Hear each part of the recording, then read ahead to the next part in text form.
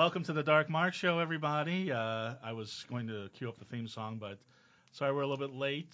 We had the show before us ran a little long, and we couldn't get some parking. My name is Dark Mark, the goth comedian.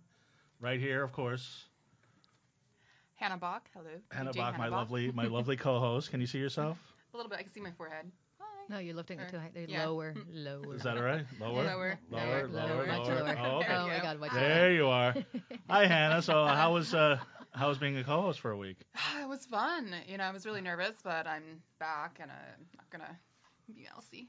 Everybody is raving about you. That's very sweet. Thank you, and thank you to all my friends that tuned in and gave me great feedback. Oh yes, so they Yeah. and actually, it was a weird show because you've known Josie Cat and Nicole Six for a long Yeah. time. You don't know these two, but we've become fast friends. Yes, we have. Johnny too? Yeah. Well, she hasn't Okay. pointed at me So, maybe yeah. before Double the point. night. So I'm trying to see if I can put this down so I could see both Johnny Yeah. and Sin Fisted. Sin Twisted. Sin Twisted. Did I just call you Sin Fisted? Yeah, you did. I did. If you just tilt it. There it is, right there. There you go. Okay, our guest here on the left. You know her. You may mess up her name like I did. Formerly Sin Fisted. Everybody messes Now up. Sin Twisted. The most interesting person in the world. Dancer, actress, contortionist, cosplayer. All sorts. You're such a multi-hyphenate. I can go on and on and on. All the things you just a weirdo. and we love that. Next to you is another weirdo. We love him though. No. This is the lead singer of Human Drama. Still human. We're going to talk about all that. beautiful. And beautiful. Nice Sounds to of be the here. Blue Heart. Yep. This is Johnny Indovina. Hi. Johnny, goth legend. Now, I referred to you as a goth legend when I posted. If Is you that- live enough years and continue to put yourself and everybody, I guess you just become a legend. It's just one of those things. Do you think you're a goth legend? Well, I think in Mexico that might work. I would never refer to myself as that, but nice to be a part of it, right? Now, does the goth label bother you? Because about every person that is referred to as goth doesn't like it. And what do they say? What is their explanation for not liking Well, I had David us? J. And by the way, I'm going to ask you something I asked him Okay. too. Are you a Okay. vampire? No, I watch football every Sunday. I don't know. Because you don't age. Oh, I don't, don't age. He was leading to the compliment. Well, thank you. You're very sweet. The hair is This always lighting always is on point. Beautiful for me tonight. Let me tell you. 'Cause I was My looking- bathroom lighting not so good. No.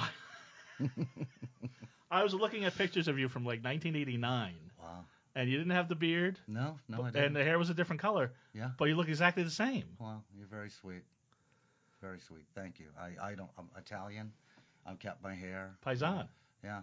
So. So Good genes, you're I probably guess. Are you part-Italian, Sin? You got so many different things mixed in. Yeah, I actually am. Paisana. I think I'm like 18% Italian. Hannah? I'm a little bit Italian as well. Okay. Yeah. So it's an all-Italian show tonight. I'm probably like We have a theme. this much Italian. Yeah. Just like bicep down. That's good. That's enough. You're right. Now, John, when I talked to David J, he said he's like it doesn't. He's like it's fine, but it's limiting because he's done so many different types of music, and so have you. You know, I never wrote for a gothic crowd. I just wrote what I felt and recorded it the way that it seemed to make sense. And the goth crowd picked up on it. Yeah. But to think that myself or David or any of the bands that you probably interview from that world that are accepted into that world, we don't write for that. That's totally incorrect. Couldn't do that. In fact, Even after you got the following. I believe the audience could spot it a mile away. Really? I think they would see us as frauds if we wrote for them. We write for ourselves. We do it the way it feels right to us, and we present it. And God bless whoever listens to it. Right. Anybody who listens to it. So you don't mind that the goth crowd picked up on it? Oh, I don't mind any human that listens Yeah. to my stuff and it makes them feel good or they feel like it's got to be a part of their life. I mean, that's why I did music. I had Right. Bowie and Dylan and God knows Lou Reed, T-Rex, all those things when I was a kid, and it helped form me into Roxy Music, I'm guessing, too? Roxy Music, yeah, Mott the Hoople, keep it going. You know? Right, very glam. Yeah, so I just always wanted to be that to someone else. That was my only goal, you know. Well, I think you've succeeded. Let me go back, because honestly, I was very excited to have you, and But I was And telling then you Han- realized you called the wrong guy. No. I was telling Hannah and Sin and Trevor, our engineer, and it's like, wow, we got Johnny from Human Drama. And they're like, who? So Oh, let's go back. That's hurtful. Let's go. No. The reason I say that, but I want people to understand who you are Okay. and what you've done. Okay. First, you were born in New Orleans, I correct? was 1957. I'm 60 years old. Born Wow. in New Orleans. Lived there for 27 years. Still my favorite city, and Me too. very proud of it. You just got taken aback. Sid. Yeah, the age thing. That's But what I'm same saying. with me. Like people think I'm younger than I am, and I just turned 38. So You it's, both look really yeah. young and great for your Yeah. age. So when you said that, I was like, holy shit. Okay. I've never hidden it. In fact, RCA, one of the things that they talked to me about doing when we got signed in '88 was they thought they couldn't sell my age, so they wanted to put me back in my 20s, Mm-hmm. and I absolutely refused. Right. How pretentious and ridiculous was Yeah. that? Right. Good for How you. about you promote my record and don't worry so much about my age? I'm Yeah. okay. Yeah. I'm in good health. I'm in good shape, so don't worry about it. Now, So, do you come from a musical family? no, not at all. Although I used to enjoy hearing my mother and her three sisters sing in a Baptist church. Okay. They did the four-part harmony and did the big Oh, yeah, church, yeah, Baptist yeah. church stuff. And I just remember looking and going, yeah, wow, Mom can sing. And she looks so pretty up there. So there's Aw, musical that's talent, but There not was, professional but musicians. and that Yeah. was just some Sundays when I was very, very young. Yeah. That I remember that. Like the Marsalises, Oh, the what Conics. a great memory. Indovinas. Oh yeah, well, Indovina. It's not plural, I was saying and that. I don't think so, any kids are coming. So Yeah. So, Yeah. but so when did you move to Los Angeles? 1985. And you were in a band called, it was the Models? We were called the Models. It's a great Exactly. name. You like the name? I came up with the name, and I always thought it was just stupid. It's I catchy. thought it was putting a band together and then we're the Models in the late 70s and 80s. Just Well, it's very glam. well, it's very pretentious. Well, we're going to get some, your other band names are even more pretentious. Wait, what other one? Wait a minute. Human Drama's more Human- pretentious? And then if that wasn't pretentious Sound enough, of the Blue Sound Hearts? of the Blue Hearts, which slightly pretentious. I don't know. Am I wrong? Can't wait till he gets to your part of the interview, but I'm a little. No, I hope that Human Drama wouldn't be pretentious to anybody but you. I hope that I found Well, the it's a only- it's a great name. Don't get me wrong. But it seems kind of pretentious, huh? it's evocative. Evocative is not pretentious. These sunglasses were a little pretentious. Let's not bullshit. But Yes. But so evocative would be one of the reasons why I came up with that name. Right. I was looking for a concept that would allow anything I wrote about as a human man to be correct and under that umbrella.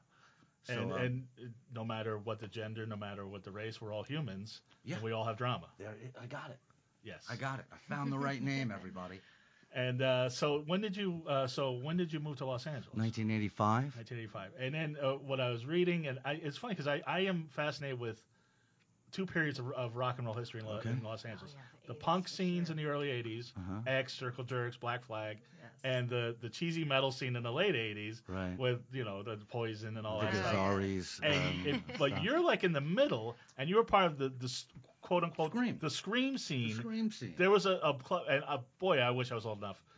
The Scream was this club, and listen to these bands that played this club regularly: Jane's Addiction, Guns N' Roses, Red Hot Chili Peppers, and Human Drama. Yep. Along with Community FK, the I love Sea Community Hags, the Hangmen, Lions and Ghost, one of the best bands of those days that nobody really has gotten to hear of. Just so many amazing bands. We were always fighting to match up. We just felt like, man, we can't. We have got to get better. That made us so much better, so much more focused. When Community FK played, you get inspired and then you want to level you up. have to. Yeah. If Yeah, they yeah, are on yeah. that stage and you want to be on that Yeah. stage, you better make sure you fit. Last year, I played the Convergence Festival in Dallas. Community FK played. Oh, Patrick. Still unbelievable live. Yeah, I the was guy's so one of the impressed. best singers ever. Amazing. And the guitar player, what's her name? Oh, I don't know her. Oh, she's amazing. But the singers, I mean, they were just amazing. Do you know I did a tour with them playing bass? Oh, really? with Patrick. Yeah. Oh, wow. When was this? 95, 96, something like that. Oh, wow. And I actually played Convergence in Philadelphia back Right. in 90. I don't know if it was 93 or 95, something like that. So all these bands are duking it out. Now, how did you get in the scene? In what scene? In, The scream scene? 'Cause uh, it seems like a very wide range of bands. yeah. There was a fellow we knew who managed a band called Broken Homes, and he knew Dale Glory. I can't remember his name. And he saw us at Club Lingerie and said, I have to introduce you guys to Dale. I really think you would be right for what she's doing for her type of club. And God bless her heart, she saw us at Club Lingerie, and next thing you know, we were opening for the Chili Peppers or Right. or whoever else, it was coming around at that And time. it seems like such a contrast in sounds. Sure. But it sounds like what a cool night. It To didn't. see Human Drama open Yeah. for the Chili Peppers? It didn't matter. Yeah. We had great bands, and the people were there to see great bands. There was none of this not matching. Right. You know. Because it seemed like the punk and the metal scenes sort of like you have to fit this mold or that's it. I think if you're going punk and metal, yeah, I doubt that you could squeeze a punk band on between two Gazzari's bands in the day. Right. But our stuff, it was all more alternative. It was not part of any mainstream. Right. It wasn't defined as punk. Right. We didn't. Jane's Addiction didn't have, they weren't pigeonholed. They weren't called a certain Right. type of band. Well, they had. I mean, their sound was varied and all back in the. And you were on the same label as they were, the Triple X. That's right. Exactly right. Yeah. Got signed about the same time. We were about a year behind them. Right. They got signed to Triple X and then moved on to, I think, Warner's. We were signed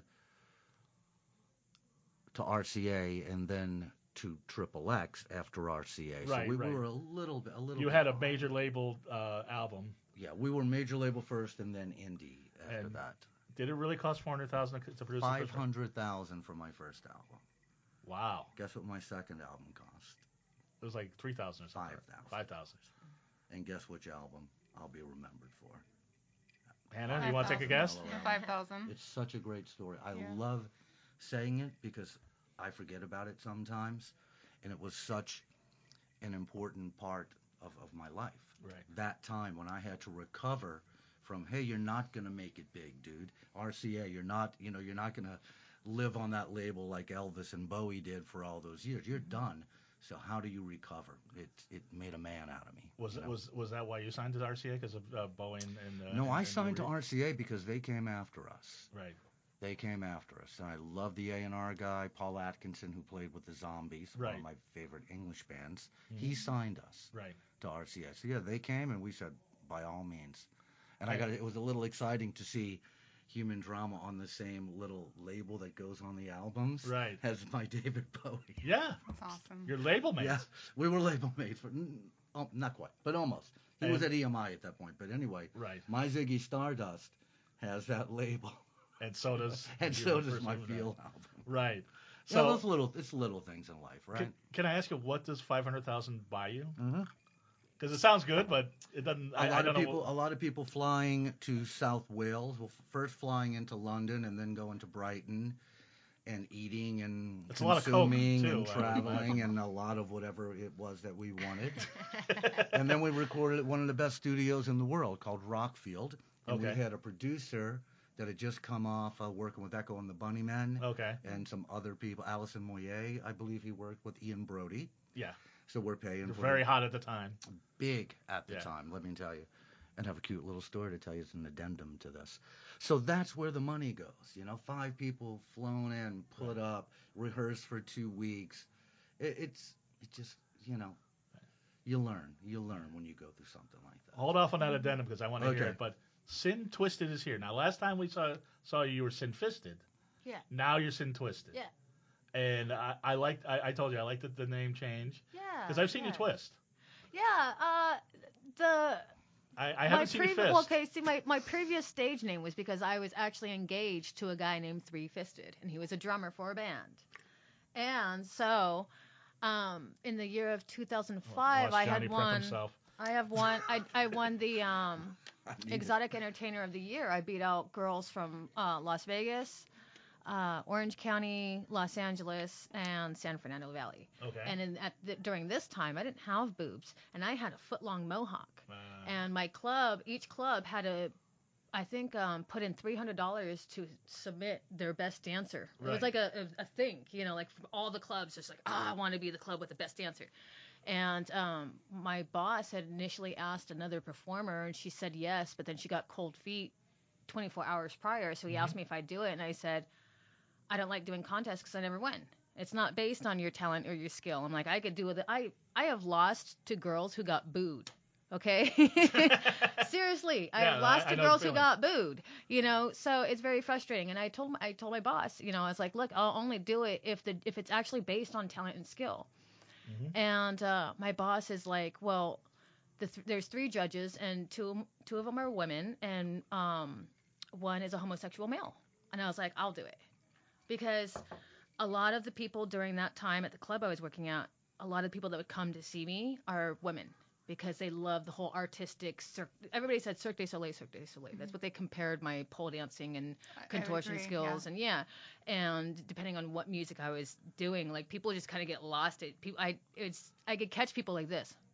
You've never seen anything like it, Johnny. And I would have cocktail waitresses come up to me, and they're like, you realize I can't serve drinks when you're dancing? And I was like, why? And they're like, because every time I go up to a customer, they're like, just, can you come back when she's done?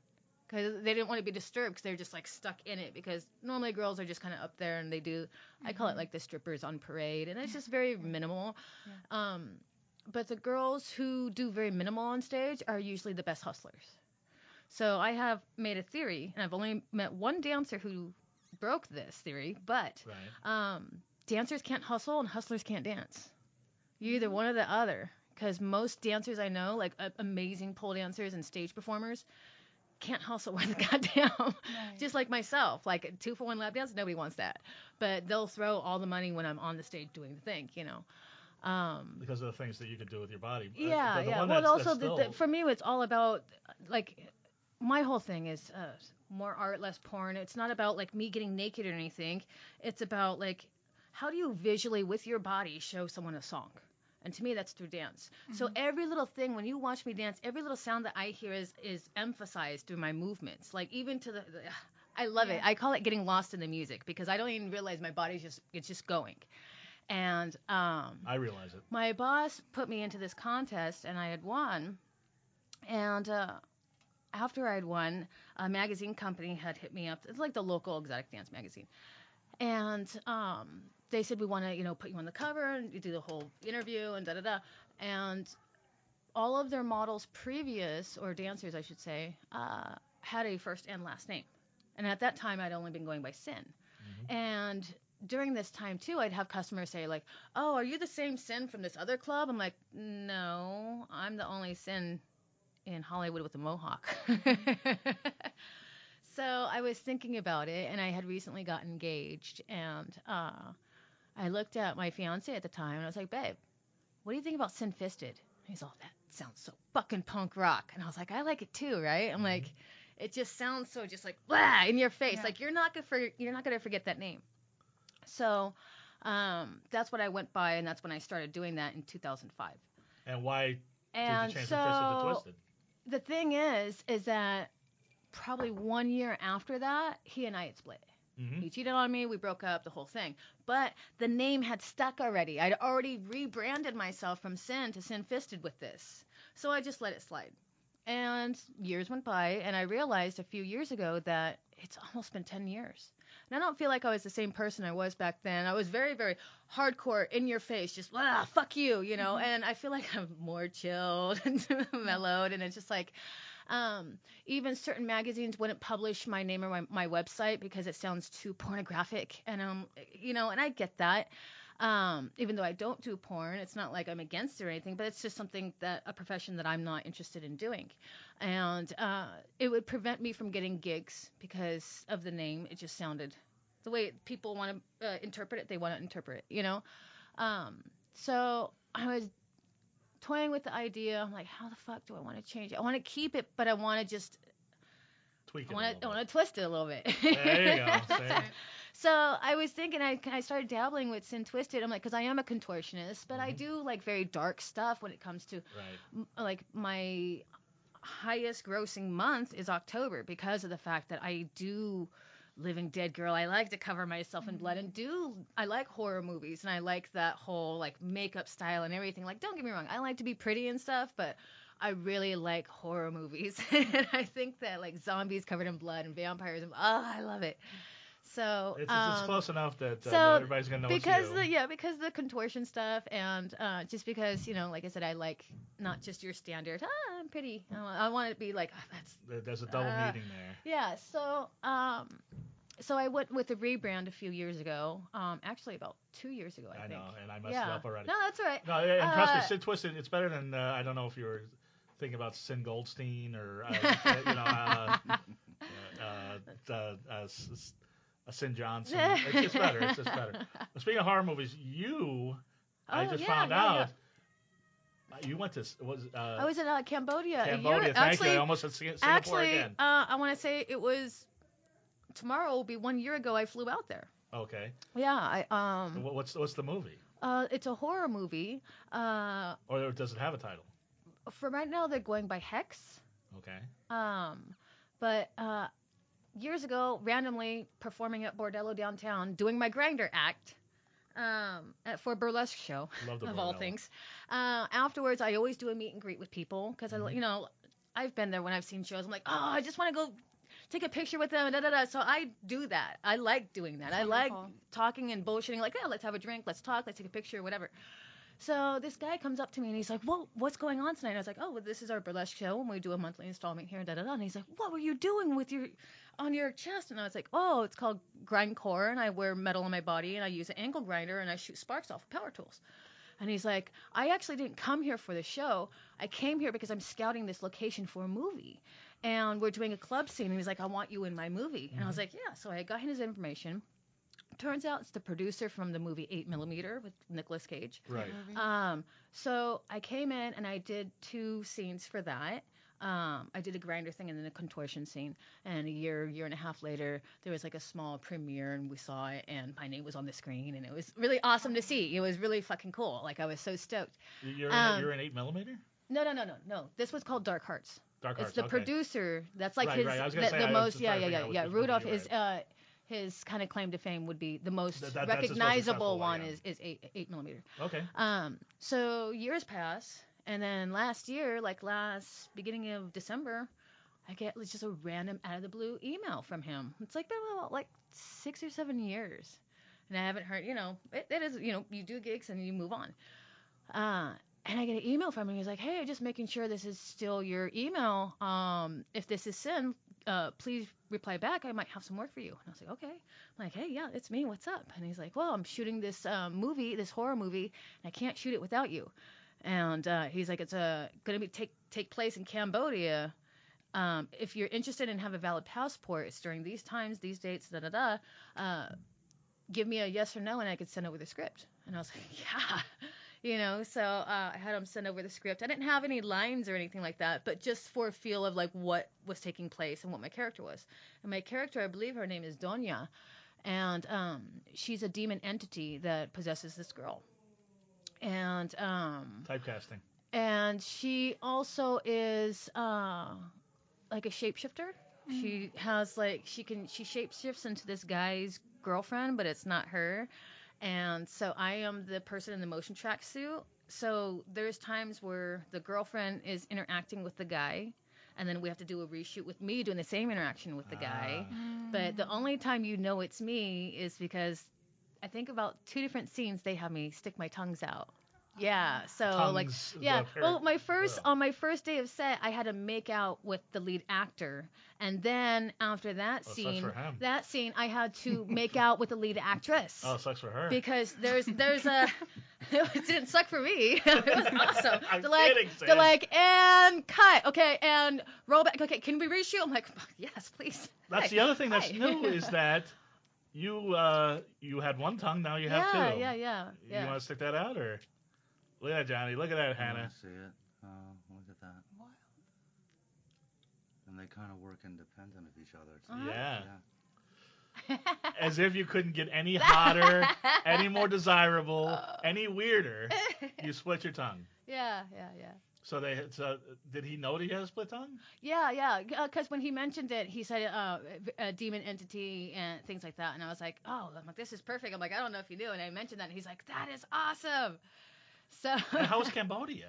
It was, oh my God, it was like life changing. It was like, Really? it has really humbled me as a person. I'm just like, How after so? going there and coming back, I'm just like, I see everything. I'm like, it's petty. That's petty. It's petty. I'm Just not the going to poverty, get sucked or, up into your drama. It's fucking petty. Out there, it just seems like people have more respect for each other. And it's like walking back in time like 60 years. There's no such thing as organic because everything is organic. Everything's free range. Cows actually eat grass. Chickens and pigs run free. Dogs, there's no fences. Dogs roam free. They have their little homes, and then they wake up and they run with their little pack, and they just, it's just so incredible. And it is one of my favorite places to travel is actually poor countries. After living in Dubai for 3 months, which is a very, very rich country, and even the United States, I really find so much more beauty in poor countries. They really do have a better quality of life. The children out there weren't all sucked up in cell phones, and they weren't all fucking bratty. I didn't hear one kid throw a tantrum in the mall or anywhere. Respect for their elders yeah, as well. exactly. It's a whole different thing, and you'd be riding by like either in a tuk-tuk or on a moped or motorcycle, usually mopeds. But the kids are all playing outside. Everybody's happy. It just, it's a different quality of life. And I was out there for 2 weeks, and I came back very humbled and also realizing, like, God, I stress about so much stuff. Right. And it's also part of my EDS, which is my genetic disorder that we were talking about. Things that normally stress people out actually put us on a really higher, I'm like, that's why I need to smoke some bud because it normals me out and levels me out.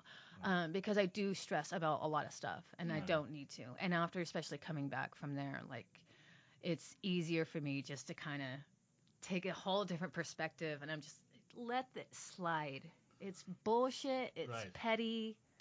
Let it slide. Which takes us back to Johnny's story where he had all the money, and when you took it down to the bare bones, that's when you really succeeded. Yeah. What was the addendum to that story? Oh, it was only good in the moment, but we had mentioned we had mentioned Ian Brody. Right. He was just about to start the Lightning Seed, which have all that's been a huge band for him. Right. And I actually designed his first single cover while in the studio doing my album. Oh, wow. He didn't like his cover, so it would have worked at that cool. moment a little bit better. Yeah. I wanted to ask you a question based on, because one thing intrigued me. You said you tell the story of the song with your body, and sometimes you don't know, even you're not aware of what it's doing. Are there any particular songs? Hotel California. Okay, there you go. That's no, that's like a guaranteed for me, like, especially really, that solo. I'm just like, oh God. And when the song ends, I'm just like, I'm also asthmatic, so I'm like covered in sweat. I'm just like, oh God, that was a good so one. that would be number one. That's like, to me, like one of my go-tos, like Great. to get What's lost in another music. go-to? It really depends. It really varies on my mood. So you got and a number really one varies, and not really a strong number two. For me, it really varies on, because right now the club that I work at is a jukebox, so we're very limited on our songs. Right. And then also we have to go by 1 credit, 2 credit, all that bullshit. I don't know what that means. They have songs you put the money in, it goes by 1 credit, but then The dancers pay the money to the jukebox? No. The bartender goes around and collects it and does the thing. Mm-hmm. But if there's a lot of dancers, they ask us to do just the 1 song credits, and that's only a short, limited amount of albums. And that's a pretty long so song, too. It really, really varies. So for me, like, one of my I broke a pole dancing to Ministry Thieves. Nice. It was like a Saturday night, and I just like, so Ministry. amped. Yeah, I've broken 8 poles in my career. Like, ripped 7 of them out of the ceiling and 1 of them off the bottom. That would have been a great video. Put that on YouTube. Yeah, right? I'm just worried about her getting hurt at this. Actually, thankfully, I didn't on any of. Sorry, I'm knocking on wood right now. On any of them, but it really depends on my mood. If I'm, if I'm very like trancey or electronic, it could be anywhere from beats antique to glitch mob, even like old school Nine Inch Nails. It just really, really varies on my mood at the time. But for me, like a guaranteed go-to as far as like crowd-wise goes, because we do have younger people in our club and we do have older people in our club. So for me, my best, I go by who's there, and I'm like, okay, I look around, and if it's a bunch of younger dudes, I'm like, oh, I'm getting some corn on right now. But if it's a bunch of older people, it really, I adjust according to who's there. So for me, Hotel California is a good crowd pleaser for everybody. And it's a good, for me, about a 5-minute song.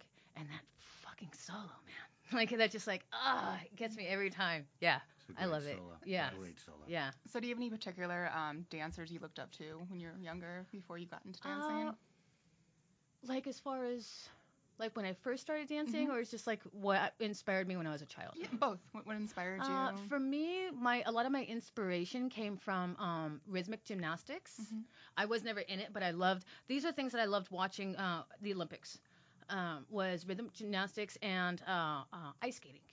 I loved ice skating. So for me, when I first started exotic dancing and pole dancing, I was on a regular stationary pole. And then when I moved to LA after 3 years of dancing, I discovered poles on bearings. So the same dynamic in ice skating actually works for me when I'm pole dancing, because the more you spread out, the slower you go. And as you're spinning, the tighter you go in, you fly, dude. You haul ass. So it's like, it's crazy how like little things like that, I had no idea any of that would kick into what I do for a living, but it actually does. And it's like things that I looked up to. And I've always loved watching circus performers, especially contortionists. And growing up, I always had, double jointedness or hyper mobility. But I could never do like the legs or anything like that. I didn't start doing that until I first started dancing. The legs. What is the legs? I can put both my legs behind my head and shoulders. Gotcha. Yeah. Okay. Do you like Cirque du Soleil? Huh? You like Cirque du Soleil? I didn't find out people always compared me to that for years before I even I finally ordered a video on eBay and watched it, and I was like, okay, I get it. It's artsy. You've never basically. seen one live, though, huh? I've seen one live, and it was about 3 years ago. Okay. But it wasn't. I love it. I was expecting. I love going to Vegas and Everybody going to told me, they're Cirque like, du I cried when I watched, and I was expecting to I like didn't cry. be moved by it. Somebody to hurt themselves. I was expecting to be moved by it, and I wasn't. But it could have been because you know the technique, or it could have been the show that I watched was like a kind of weird variation of things. But I've seen different circuses like Cirque Berserk. Right. I fucking cried when I watched their fucking aerial list. I'm just like, oh, it's so beautiful, because everything again.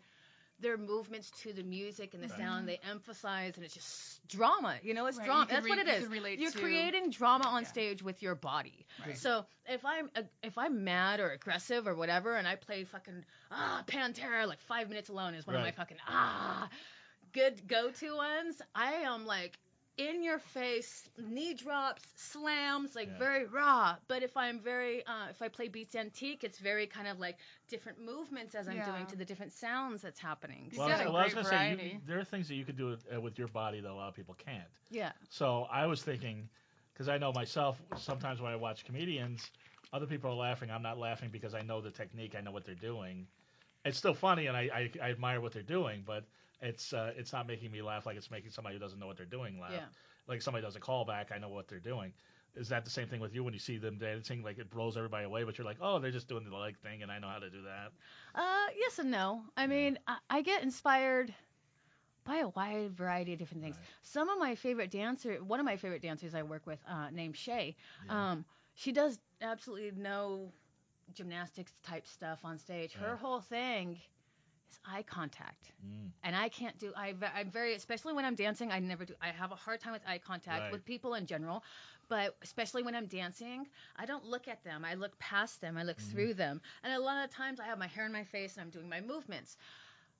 So her thing is she just kind of goes up there and she does her little strut. And then once she finds that one person to connects eyes with, my favorite thing is watching the dynamic between her and that person, because that person gets their stuff, grabs their drink, they walk over, they sit at the stage, they start getting their money, and they start doing, they're just, and then once she has them, she's just super smiley and very flirty, and it's just body language, and I really think that's so inspiring because it's I can't do that. I was going to tell you that who could do that is Johnny right here because I've wait. seen him live. No.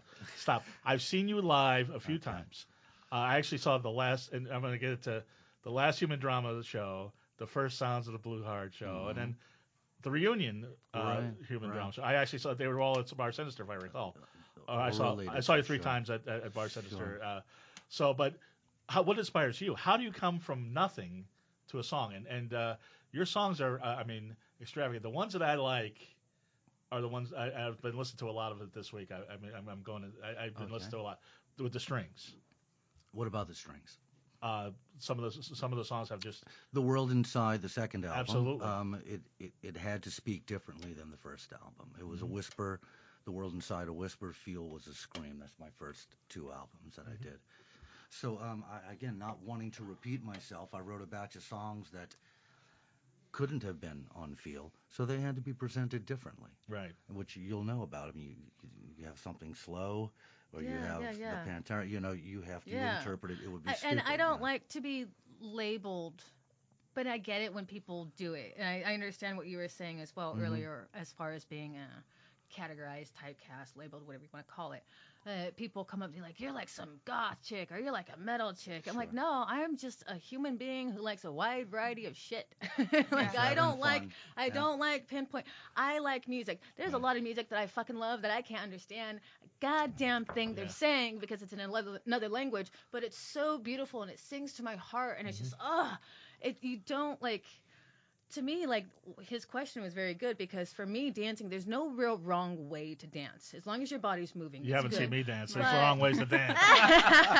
No, it's the right way if it's quirky. Have you seen That's it? the It's perfect quirky. dance. I See, I just picture it, and that's to me, there's no wrong way to dance. You also have a great style, though, on stage, your costumes and everything. You put yourself together I've so been well. doing Everything this just 20 flows. years, so it's not like it's happened within like a year or anything. And that's why when new people come into the club and they see new girls, I love new girls, and I'll tell them, I'll give them all the pointers and everything, and what to do, what not to do, where to practice, all the things. Right. And one of the things I tell them is that don't watch me on stage. Don't watch me on stage, because what you see looks really fucking easy, and it's not. And people who see it go up there, run, I can do that, and it's like, no, honey, I've been doing this 20 years. I didn't even hang upside down until 2 years into it because I was so scared of falling on my head. And this was back in 98 when there was no such thing as pole dance classes. YouTube didn't exist. So it's not like I could just look and have an instructor right there, or landing mats, or someone to like guide me. No, like this is like you do it, and you either stick it or you don't, So I'd always tell them, never practice in front of an audience, because then you'll be known as the girl who fell, right. So Johnny, how do you connect with the audience yourself?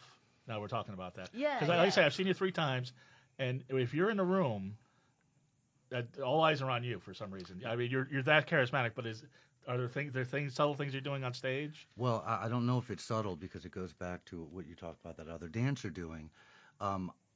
Those people paid to come see me play, and they have some type of passion for seeing me play, And so what I try to do is, and it's an impossible goal, but you try to meet eyes for an important moment with as many people as you can. Right. You don't lean toward one person. I've never been that, there's a cute girl, let me sing that's crap.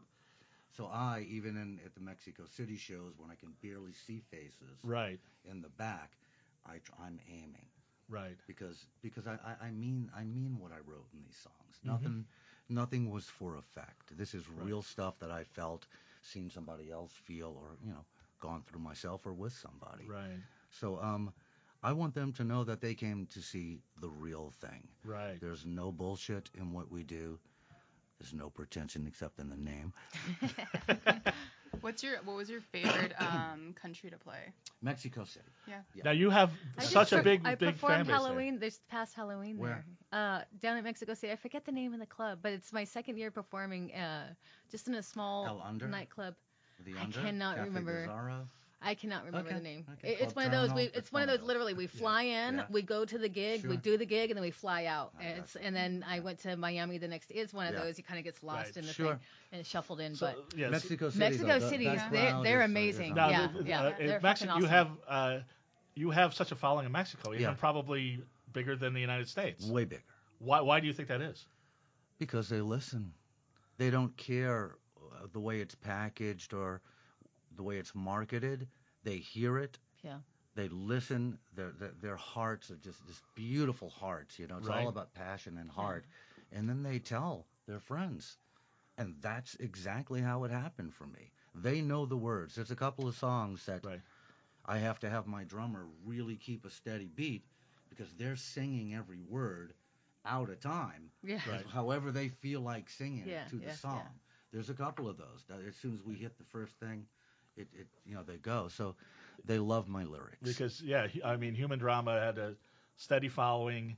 Very much. We've had 2 lives. Right. You had a steady following in the 90s and 2000s. Successful on some level in the United States, Mhm. but huge in Mexico. It's you and Morrissey. What do you? Is there something Isn't going on there? that something? I know people in Mexico City who go, I can't believe we can lay claim to you and Morrissey, and it's like they put us right in there. I did a show with The Cure, and I can't believe we got Robert Smith and Johnny Indovina on the same stage. Right. It's like, wow, they just took us in to these people. We're now part of the pack, and Morrissey is a huge one. Although I don't know if I want to say it. Say it. I hardly ever say anything bad unless I have, it's affected me directly. Yeah. Right. But I was disappointed. I'll put it this way. I was disappointed to hear some of the comments that some of the fans made regarding their treatment by Morrissey. Oh. Now, I Yeah, wasn't yeah, there, yeah, so okay. I feel yeah, like I'm yeah, gossiping. Right. No, But I went, yeah. wow, what a shame. How lucky are we that these people will arrive, buy a ticket, sit, stand, wait, sweaty, standing like this with people sardine and being to smashed. and, let us know how much they love us, and then Right. to treat them in a yeah, way that no. they don't deem as ooh. Well, I mean, but So I heard some clearly by things what like you're that. saying, you have had a lot of passionate talks with Mexican fans. I connect with them as often as I can. I Yeah. take trips down there just to go sit and have coffees. Right. We did a documentary that'll come out about me spending a week in Mexico City. That's fantastic. No advertisement. I just showed up and started playing my guitar, and it was an amazing, Oh, that's one great. of the best weeks of my life. I mean, we're so lucky if somebody buys our music, or But buys that's a how ticket. exactly. or That's how buys I a feel ticket. when I perform, and that there's How people lucky there are and they're we? all there, and I'm just like, I just want them to experience have this whole. One of my favorite things is the synergy you get. When the crowd is feeding I off like you, that, and the then you're synergy. feeding off the crowd, and then it's Yeah. that big, like, it's just this. Mhm. Oh, I that's had- one of my I had favorite a things. show I on get off Tuesday, stage yeah. and my hands are just like Yeah. this. So I'm just you like, know it too. You No, know when, Yeah, when, yeah, there, yeah. when there's a exactly what palpable she's buzz describing. in the room, when you get off stage and there's still like your presence is still there in the room, yeah. it's amazing. Because I did a show on Tuesday, just destroyed, and like for another 5 minutes, you could tell my energy and what I put out and It what the was crowd put still- out back to yeah. me was still in the room. Yeah. Never take that for granted. Yeah. my Actually, friend. No, it's one of my favorite things. All three of you could actually probably answer this question. What's the craziest thing that ever happened when you guys were on stage performing? I had 2 fights break out there while I was on stage. What did you say? I had nothing to do with me. Oh. It was a Def Comedy Jam night at a white biker bar in San Diego, Oh. and I was the only white comic. So it's all well-dressed black people for the show, and the regular biker crowd, Uh-huh. and they wanted to hear me, and the biker crowd was just talking, and they're like, shut the fuck up. And then there's a fight, and then they kicked those guys out, and I got the crowd back. Yeah. Another 10, 15 minutes later, everybody's laughing, and then I hear, shut the fuck up, another fight. So Oh. so that's unfortunate, but yeah, that was crazy. Since probably got crazier than that. I have a good one. And this is one of those things that I've been wanting to do for a while, like put a post up on Instagram and just like random fact number 254.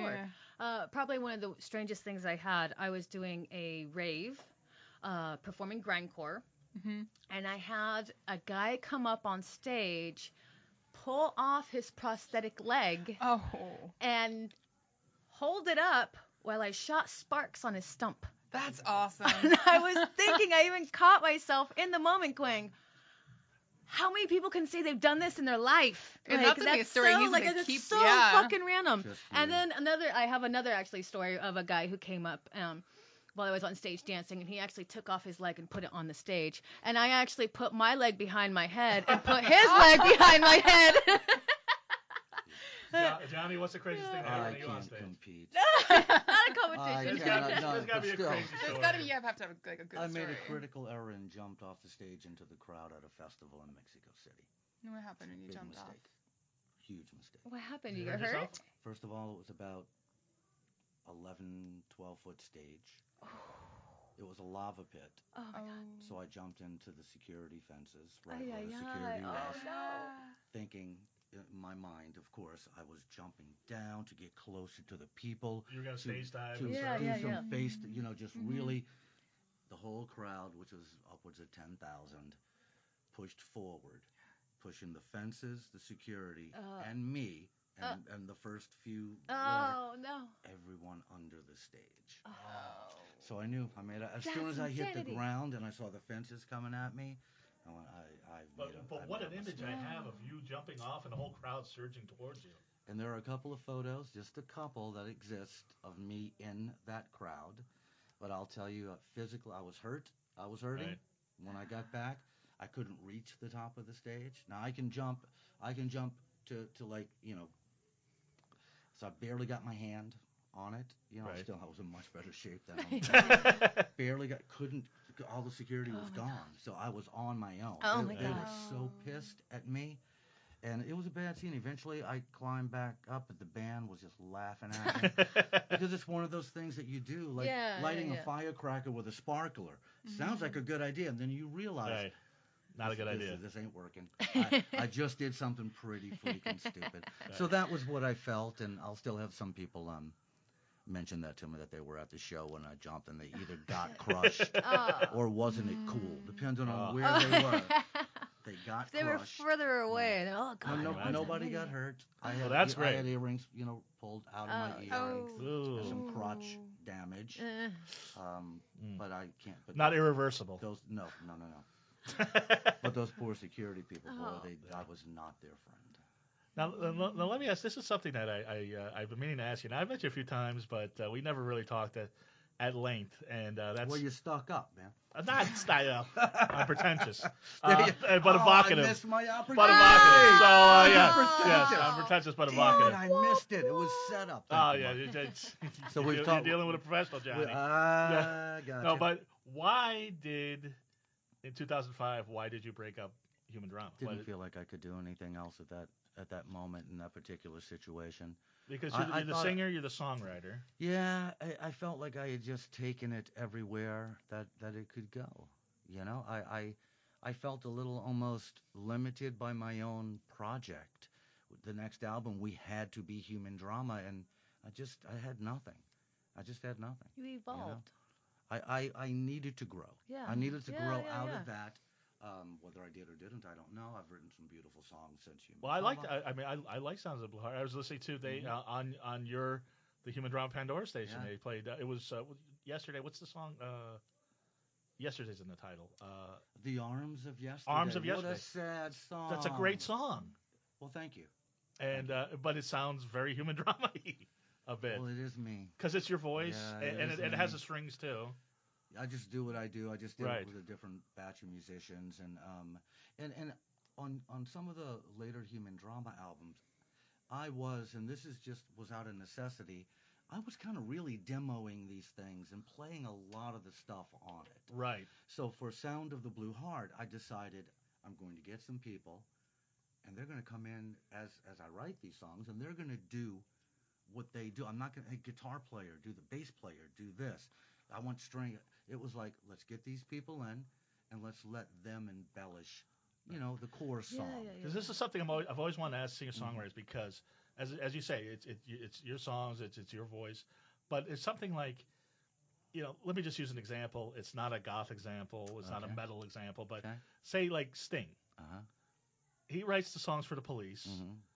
but for some reason, his songs are better when the Police play them than when he does his own songs. Same guy, same voice, but there's just some sort of chemistry there. Those three guys were Yeah. magic. Yeah. I mean, it's just sometimes you get in a room and it works. The energy and what those guys bring, it just works. Is that the And same it with worked. Human Drama? Because I know you Yeah. had a revolving. For you know what, I can't compare it to what happened with the Police because I didn't have Yeah. the steady band in place for just about everybody left during the World Inside. Right. So I remember walking home from the last mix of the World Inside. I was by myself. Right. That's what it had come to. Because, it was really heartbreaking for folks to be signed to RCA. You're taking your first step into this world you could only dream about, Mhm. and then it's pulled from you. Right. And then you go back to your regular job. You got, marriages break yeah, up. yeah. And they all just, came in and nicely told me, I just can't do it again, man. We did it once. So I had to kind of keep it afloat. So I've had many different people. So the original band that was on the RCA label, they all left. They left, and some have come back. Okay. Well, that brings me to Yeah. Human Drama's back. We came back and did an album. Yes. And we're doing a show in Mexico City. I think it's getting announced here for the first time, April 21st. At, Wow. the Blackberry Theater, Auditorium, whatever it is. Oh wow. Okay. So it's April 21st. the Blackberry Authority. Well, how many seats does that fill? 2,000 maybe, something like Yeah, that. I don't it's a know. nice show. Nice size show. It's a nice, beautiful venue, and I'm looking forward to presenting the new album Right. along with other. Is that what you gave me? I did, yeah. Hold on one second. Not Actually, the vinyl. Hannah, if you could. Yeah, the little CD. The CDs, yeah. CD. Okay. Not that one. Yeah, Yeah, just well, the that's both of Let's them. keep yeah, that Johnny. big face. That one's a good Yeah, one. Johnny. You gotta show Johnny that gave off. me. Come on. He's like, wow, look at that big face. My face is No, too this big. is okay. This is Broken Songs for Broken Broken Songs People for came Broken out People. on Fonarte Latino label. Yeah, I was gonna say that you're signed to a Latin label now. Yes, it's my third one. So you're not on Project. You're not I on am Triple on X. no U.S. label. And it's just and I found probably the label. probably better for it, right? Oh, of course. Yeah. Yeah. I don't want to beg somebody to release my album. These folks wanted to, and they're beautiful people, great businessmen, and everybody who wants my album in Mexico has it, and the folks in the States that want it can order it. So, Right. I mean, with the That's how I streaming feel, and Amazon, I yeah, trust me, I What's know that about the word? streaming. Streaming, or is it Right. Well, what I'm saying. stealing? Well, okay. Well, forgetting that. I'm really burned up. Forgetting that on Amazon or iTunes, if they would like to purchase it, Please purchase. it's readily our songs. available. And not just my songs. If you are a Tom Waits fan, if you're a Paul McCartney fan, no matter who it is, buy it. Right. If a friend gives it to you, and you like it, then buy it. But it's not like in the 80s and 90s where something signed to a Latin label you couldn't get in the record store. Now you can buy it. You can buy it. You can buy it. You can buy it. So And you should buy it. Even if you pay 79 cents for a song. I'm sure it's well worth it. Yeah, well, and I'm just introduced to your music just of recent, and you have a fantastic voice. It's very Sweet. Thank you. Thank you very much. I love it. It's cigarettes and coffee. Is that the secret? And an occasional gin. So my question before, how do you come from nothing to a fully realized song? How does the songwriting process go? Tom Waits. You just listen to Tom Waits? No. Tom Waits had the greatest quote about this, and I don't know that I'll get it exactly right, but they're like butterflies or birds, butterflies, I think, and they're flying past you, and you got to catch them while it's there because they're going to leave. They're going to go. I can relate to that. So when an idea comes, and I have one I'll tell you a quick story about. When it comes, you have to respect that something is happening, and you have to focus and have discipline and capture it while it's there. I don't know if you know the first album. We had a song called The Waiting Hour. Yes. It's become one of Human Drama's biggest songs. Yes. In 1987, before we got our deals, we were still big in the clubs. We hadn't quite gotten there. I was walking down Santa Monica Boulevard, and I was walking, and in pace to my steps, something came out of my mouth, and I went, I know your heart is breaking. So I kept saying, I know your... And I went, uh-oh, and I just turned around, and I went right back to the house and grabbed the guitar and found that first chord. Yeah. And in about an hour or less, I had the chorus, and it was, here it is, I got it. Yeah. And I was so intimidated by it that I didn't think I could write a verse to match it. Right. So I sat around that day fighting with that song, going, what is the verse? Because I think I've said everything I need to say in 40 seconds. So, right. You have to catch them when they come, because right. they will leave, man. Is it usually lyrics or a melody or lyrics music? and melody can kind of come at the same time for me. Have you ever been inspired by something you heard in a dream? There's been several times where I've heard songs in my dream that have never existed, and I wake Oh. up and I was just like, oh, it was so odd because I have work dreams where No. I'm dancing to music, so sometimes I hear the music and sometimes it's new music. You're getting butterflies that are flying all around But you. when I wake up, Better catch 'em. I'm not a writer. I don't even know how to even. Yeah. But I wake up and it's already gone, you know. But it's Yeah. like, have you Yeah. ever had a No, song come but to I you? had a friend tell me that that's how he wrote one of what was his Right. Willie DeVille from Mink DeVille. DeVille, yeah. Said he was dreaming the song "Heaven Stood Still," and he woke up his wife in bed. He goes, "Well," and they walked over to the piano, and he was fiddling with it, and Yeah, I've heard other musicians say that, but and you they don't. wrote You're, they wrote the song that he was feeling and hearing in Yeah. his dream. He went to the Because piano I've heard and wrote it. melodies and lyrics, Yeah. but like I said, it's never existed before. Not that Right. I've heard ever before, you know. I only hear car alarms when I sleep, but And that's just my I'm the type neighborhood. of person where just like even working in a club, I was just like, play that first track. I'll know within 2 seconds if that's the right song, and I can hear it by the first note. I'm like, no, that's not it. Skip to the next one. Okay, that one's it. So do you have a So- signature move? Because he has like certain songs. Do you have a signature move? Oh, Oh does she have yeah, signature yeah. move? There's a certain signature move, and depending on the song ending, if the song ends very dramatically, I do a contortion signature move. It's I kind of lay on my side and I put my leg behind my head and then I roll over into a split and sit up as the song stops. Yeah. Well, you brought everybody a little treat, didn't you? Oh yeah. Yeah, Oh, I was gonna say. about cosplay. Well, and my where Catwoman, does the time yeah. go? But I was gonna say, now you're doing a lot of cosplaying. Yeah. Now I didn't know it was so big until I went to Las Vegas to a comic book convention, Yeah. and the cosplayers were signing. Yeah. They were signing autographs. So girls that actually dress like Wonder I've Woman. done that a few times. I've had And I've had a merch booth and stuff like that. Yeah, Right. yeah, yeah. That's so weird to me, but good for you. I love it. I love doing it. Well, because it's kind of what I do for a living, anyways. When people are like, "What do you do for a living?" I say I either play pretend for a living or I work for a circus. Because it's hard to describe what I do because I do weird, bizarre shit. It's not very standard pole dancing and grinder and all the So things. do people? I mean, when you go to conventions, they're like, "Oh, Sin Twisted, I've seen you." Yeah, no, I've had people come up and like give me huge hugs and like, "Oh my god, I've always wanted to meet you," and da da da. And people come up and like totally Because they saw you in a Harley Quinn outfit or a everything. Catwoman outfit. Recently I just debuted my Catwoman at Wizard World, Right. and you always get into everything. yeah. And so you learned how to I learned bullwhip. I learned how to crack my bullwhip because I didn't want to be a Catwoman who didn't know how to use her whip. I'm still learning in the process of it. So I'm not like being able to grab things and pull it back, but I can. Can crack we it. see a little bit of that? Yeah, you want? Oh yes. Crack it? I brought it. Yes. This I is can the crack it. this would be the big this would be the big finale of Do the I show. have to get out of the No, way? no, you're good. I'll do it right here. Like Okay. This is Oh no, enough but the space right camera, here. you have to be in the camera. We'll figure out the camera. Don't worry Should I about move it. over here? Okay. I'll figure out the I'm camera. stuck on my own cell phone. Yeah. We'll, There we go. There we go. Let's just move this. There we go. Like I don't need a whole lot of space. We do. Yes. Do we need to clear the table and everything? No, you're good. Like it's just right here. Like you're totally good. Don't even worry about it. It's not like it's going over my head or anything like that. Okay. Hold on. I'm just gonna do We're it to getting where on you the just camera? hear it. Let's You're check the good. tape. Don't worry. Okay. Okay. Ooh. Ow. Wow. It's all about Yeah. How do you do that? It's all about when you pull it back, and once you pull forward, you want to create a loop. Once you create the loop and it travels through, that loop is actually breaking the speed of sound. So you're hearing a mini sonic boom. So you don't need to put all your weight into it. It's just as long as you can get that little loop, Wow. you can make a really good crack. Wow. Yeah. That's good. Yeah. Good for you. That's what I'm saying. I don't need a whole lot of space. I just need like a good 4 foot. Thank you. It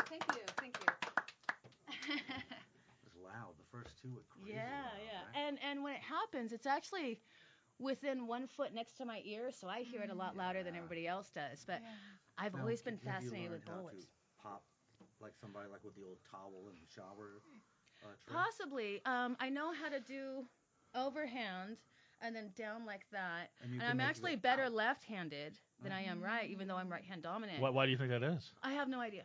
No clue. And No clue. Is this But- self-taught or did somebody? No, I learned it from YouTube.